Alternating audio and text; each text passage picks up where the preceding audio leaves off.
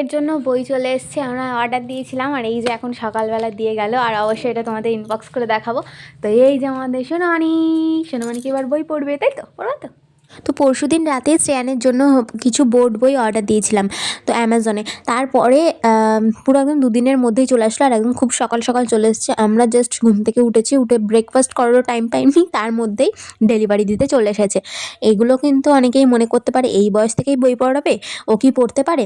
না, সেটা না। বইগুলো কেনা ছবির জন্য, অনেক কিছু ছবি ওকে চেনাতে হবে।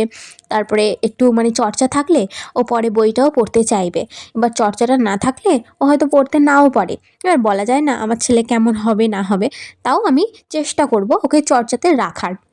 তো দেখতেই পাচ্ছ সকালবেলা একদম বিছানা টিছানা কিছুই গোছানো হয়নি, মানে পুরো সব অগোছালো হয়ে আছে। যে বললাম না জাস্ট ঘুম থেকে উঠেছি।